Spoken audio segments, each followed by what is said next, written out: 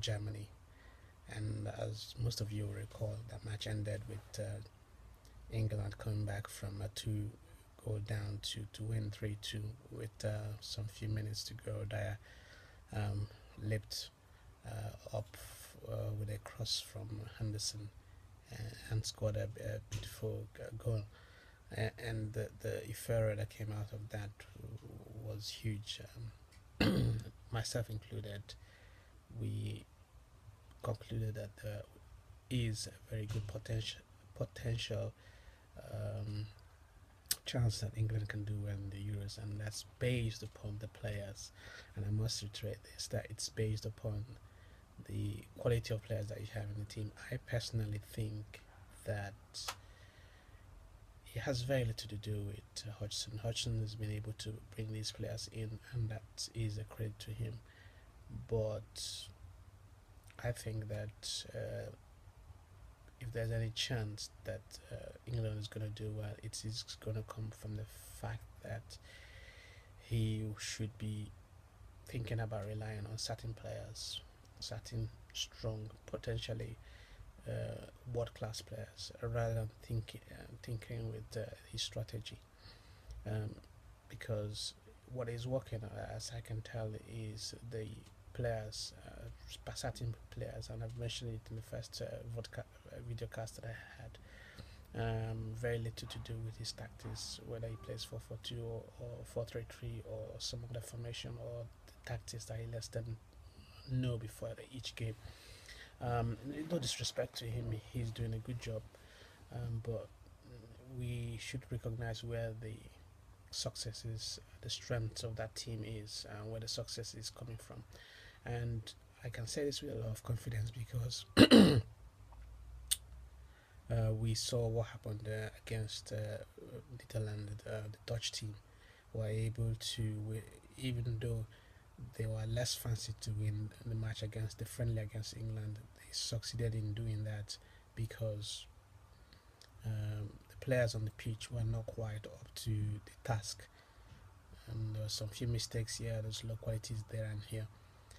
But more importantly, I want to start as a review of the match between England and Netherlands with the comments I made in the last video cast, where I was saying that Danny Rose was one of my picks of the day and potentially a starter for Euros. I want to correct my impression, not that I was mistaken in my assumptions. I can distinctly remember saying that I hope he's not one trick pony.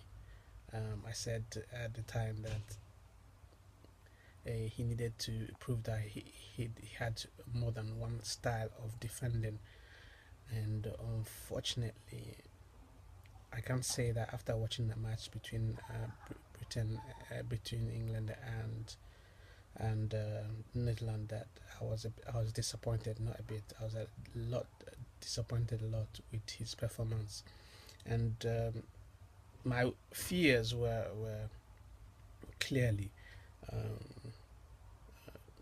made real when I noticed that he he wasn't able to close down his opponent and retrieve the ball. This is one of the basic skills of a defender.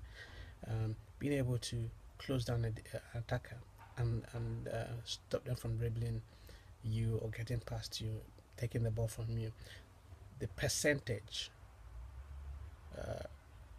of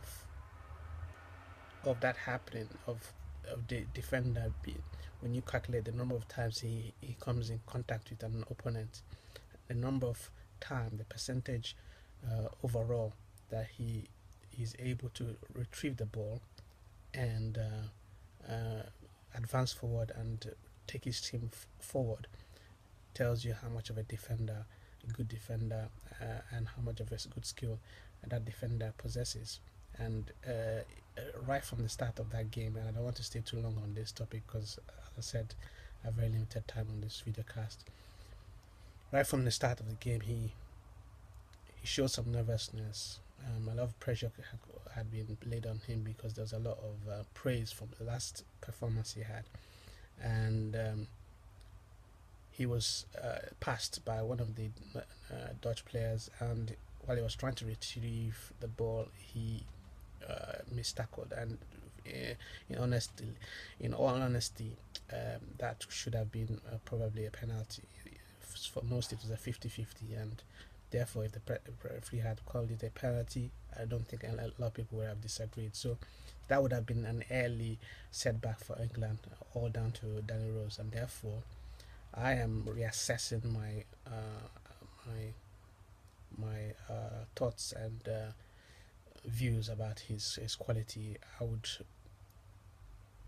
now, having watched the two games, consider Benz first. And it's a tricky one who goes in a second because Daniel Rose has not shown to me that he has more than one trick. So that's down to Hudson.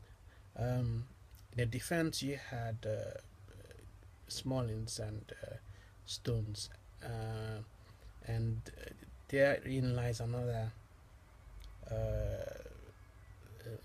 disappointment. Stones, for me, is a solid player, and he showed it by the way he defended and some very good true passes that he made going forward.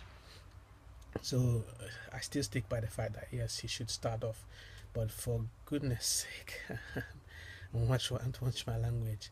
Can he not be playing like he has a lot of experience? Because there's one thing you have when you have skills and you're a good player, talented, and there's another thing to have experience.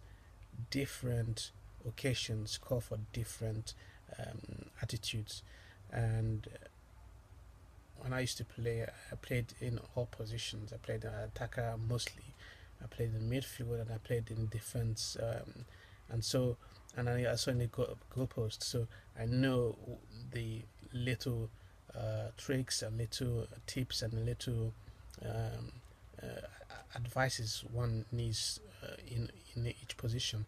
And when you're in the defense, it doesn't matter how skillful you are, how confident you are. If you're the last man, you take extra caution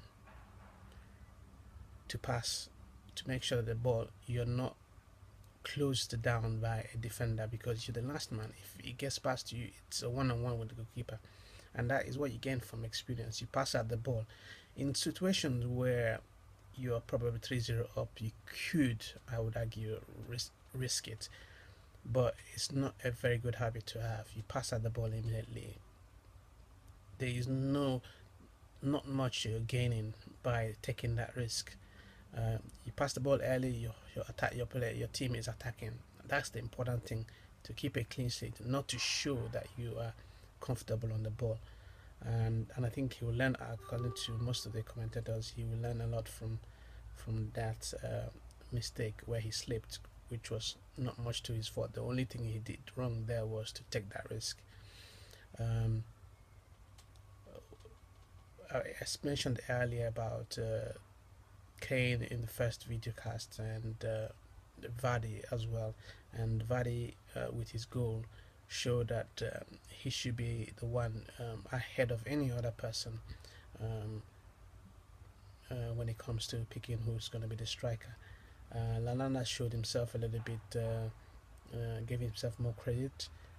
Barkley came on and wasn't, in my opinion, anything extraordinary. He's a talent, no doubt, but there's some few tips and secrets you need to try to implement when you come on to a national stage.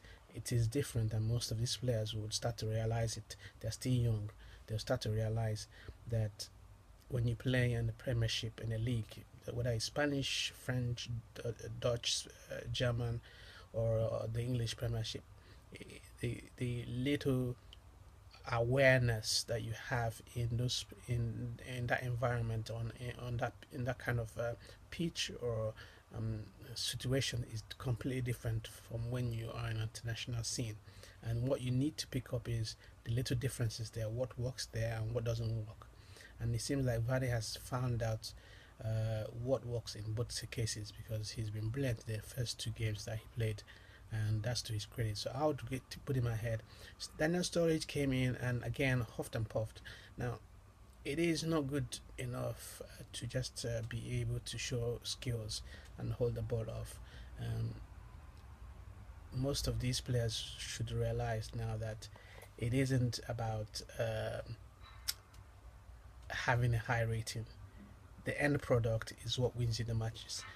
Teams that are at the top of their game, who win trophies, know when to put ahead of um, skills and ahead of popularity to get the results that they actually need. And I'm saying this in respect to Storage, that he should find out how to vary his game from just being an effective player to being a match winner.